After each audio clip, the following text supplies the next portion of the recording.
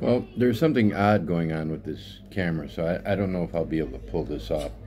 It it tells me that I have 31 minutes already recorded, and then there's a slash, and then it says 12, 13, 14, 15 now. Well, I'm going to try it anyway. I did go on for about 10 minutes and was nearly done. So now I'm going to just cut the first part. I'm going to leave out the Pakol affair, which don't look for a definition on Google or a Wikipedia page on Google. It's not there. But believe me, 19th century British in Afghanistan, the Pakol affair. Don't look it up unless you're in a library. Then you can try. Hopefully they still have those people, reference guides in libraries. Some of the smartest people on earth have that job. Well, so what I'm going to do today is just simply talk about the Iowa Writers Workshop, because I'm often taking pot shots at the Iowa Writers Workshop, but only because I went there. Had I not gone there, I would probably be taking pot shots at something else. But I especially I go after the Iowa Writers Workshop because I was there during the reign of Frank Conroy, who was kind of an ugly human being and was very bad for students, not very helpful, and he had an attitude of condescension and he was just a harmful president. And I'll give you just one indication of how he managed that. If you were like me, you were immune. I was 34, and I would drive a taxi for a period of time and then write a book, drive a taxi for a period of time, write a book. And then when I went to the Iowa Writers Workshop, I didn't have to drive a taxi. I just had to teach a class or two. And that didn't take much time out of my day, so I had plenty of time to write. And I went there to write one book, and I finished it after 1 year. So then I started a second book. That might suggest to you I'm a streak writer, but don't say that, because Frank Conroy says that streak writers don't exist. He told me that in person, because he meets every student the first week. That's potentially a good thing. But what he told me when the subject of streak writing came up, see, what he says is that the only way to write, the only way, is to choose a place that you can write, or whether you can or not, choose a place, be there for 3 hours at the same time every day, and stick to it no matter what. Even if you don't write, just stay there. And when he told me that, I said, well, I'm a streak writer, so it really doesn't work that way. What I would do at that time was open a book or a notebook when I woke up in the morning, and I would look at what I had written last the night before, and then throughout the day, I would always have the notebook with me, and some days I wrote a lot, some days I wrote less, but I was writing all day in my head, and some days writing all day, but a streak writer. And he said, no, you can't write that way. And I didn't discuss it with him, or I don't remember discussing it with him, because there was nothing more to discuss. He was wrong, and it was foolish of him to treat a grown human that way and not to listen, although I didn't really have anything to tell him except that his method wouldn't work for me. And I did, and he didn't hear. Well, he heard it enough to say that I couldn't be the kind of writer I was. And I'd been writing for some time, and I knew that he was wrong. So it was over. It was fine. It didn't upset me. But what did upset me was throughout the 2 years there, I saw how upset other people were, and some also my age or older, whose confidence was undermined by bad advice and bad judgments by Frank Conroy.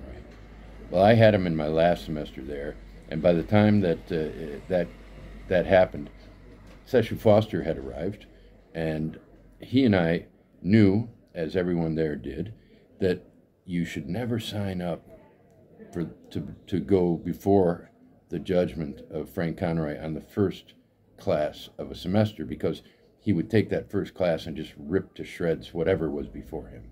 So naturally, Seshu and I signed up for the first week. Why not get this nonsense out of the way?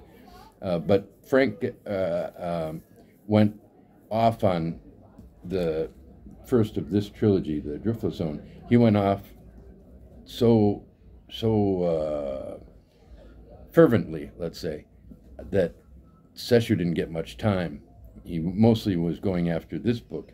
And, it meant nothing to me because there was nothing intended to be useful. There's the symbol of a pigeon, for instance, as the urban book bird. And he said, why pigeons? They might as well be dogs.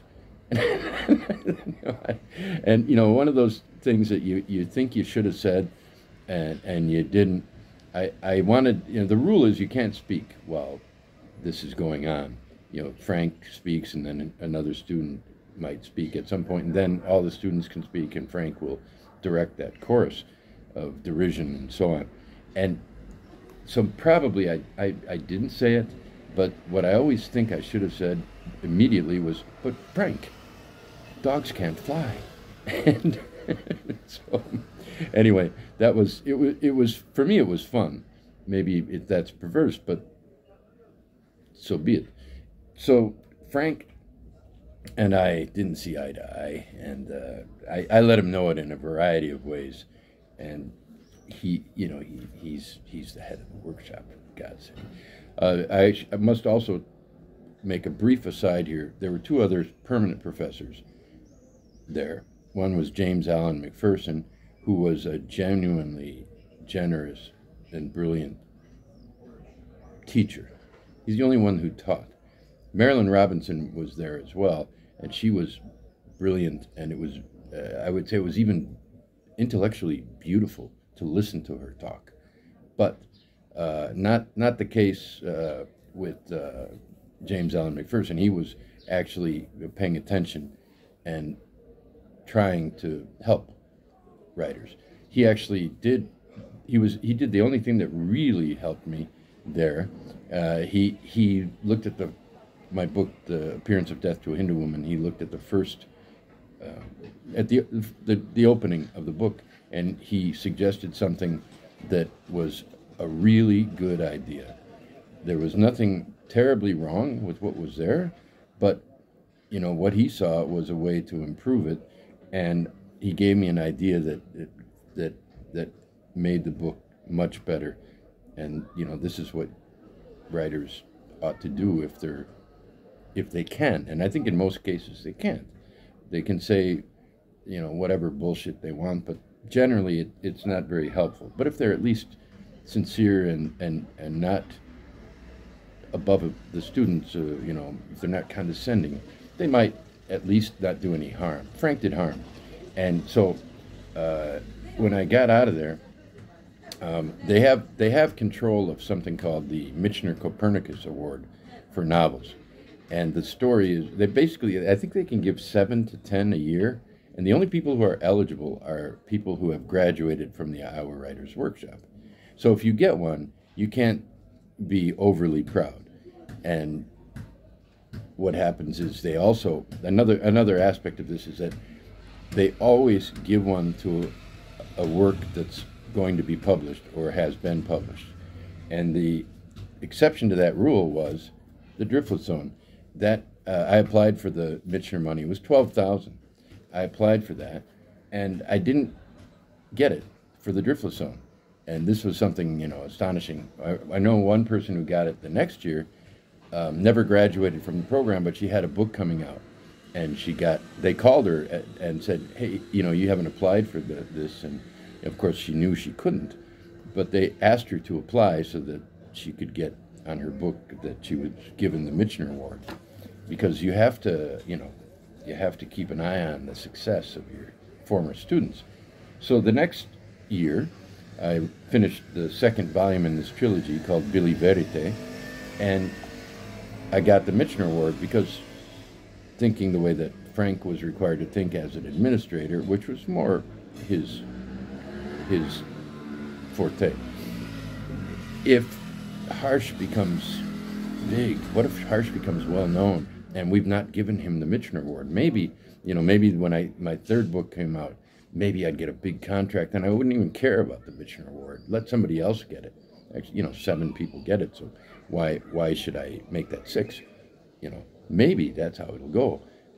He knows I don't like him, I don't like the workshop, and so, you got to play it safe, right, Frank? he's dead now, can't hear me, and soon I'll be wherever he is. Although I hope it's on the other side of the mound of earth. But anyway, Frank gave me the Michener, and one of the clauses in it was to accept it, you have to put in your acknowledgments for the book, thanks to the Michener and the Iowa Writers Workshop. And this is one of the few cases in life in which I actually may come off as a braggart. But I normally have the requisite dose of humility. But in this case, I'm so pleased with what I did. And my editor, always considered this a mistake, But this is what I did. This is what I wrote in the back of Billy Verite. I received what's called a Michener Copernicus Award for this novel. 12 grand in small, unmarked bills delivered in 12 monthly payments to prevent me from investing unwisely. And I'm thankful to the Michener Foundation and the University of Iowa, especially now as I write, because I have another 6 months of this literary swag coming. However, as is generally the case with awards, this came long after the book was finished, and so did nothing to lift me from the circumstance of wretched dependence I was in while writing it. It seems more important, therefore, to thank, with the help of an exhaustive list, those who provided me aid when I needed it. And, you can see there the list of people who gave me financial aid. These are the people who gave me food and drink. And it was very, one meal, and, I was keeping a record. Clothing, not so many people, but, sometimes it was really important. And advice. Actually, the people I put for advice were people I just wanted to thank because I wanted to thank them. Whether or not they gave me advice really doesn't matter. And I know I got some bad advice, so I left that person out of it. And so a couple years passed by, or a year, I don't know. And the book's published, and it's been out for probably 2 years since I signed the contract. Because Frank called, and I was in this shithole that I used to live in Iowa, and Frank called, and, it was very puzzling, and he called because he wanted me to give the money back, he said. Of course he had to know, that was an impossibility. And I said, I just laughed and said, I'm sorry, I spent it, I was still getting some, so, something, an odd note came up from the film director, at least. Okay, I'll go back to him. Anyway, so, where am I now? I told Frank, that I couldn't give him the money back, and I said, I really don't see what you're so upset about. And he said, well, I called it literary swag. I thought, well, that's not so bad. It is, isn't it? And so we talked a little bit, and he wanted me, because I wasn't giving the money back, and, I'm sure that was just a nonsense request anyway. He knew that I wouldn't. He asked me to write a letter of apology to the Michener Foundation.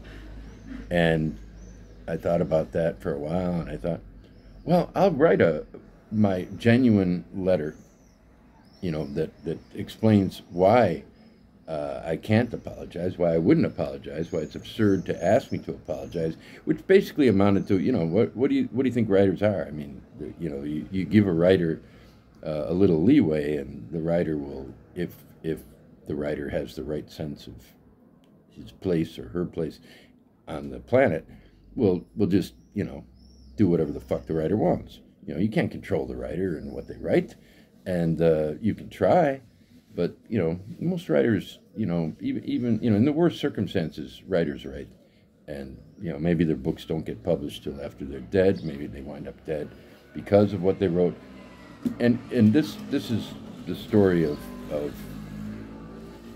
real literature, I think. And so I kind of expressed that in a mocking way. But I sent the letter to Frank with a letter that brought up specific issues. One of which was the story of a person who did, because this was only, I think, did I say this already? The only people who could get the award, the Michener Award, were graduates of the Writers' Workshop. I think I already said that, but I'm getting old, so let me reiterate for the other old people engaged in this conversation. Only graduates of the Writers' Workshop could get it. And maybe I said the whole thing. That could be embarrassing. But one person, I won't name the person, who got a contract for a book in her last semester, just dropped out of the workshop as soon as she got the contract. It was like 70 grand or something like that. And, everybody's happy. Good for her. And, but everybody, but maybe not Frank. She never applied for the Michener Award because she wasn't eligible. She didn't graduate from the Iowa Writers' Workshop. And so they called her.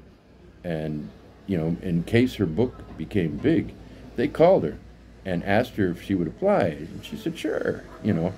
I can't condemn that. I wouldn't have said yes under those circumstances. But at the same time, in this world, when somebody calls and says, thanks for writing that, can you accept $12,000 in monthly payments, a little literary swag? Who could blame her?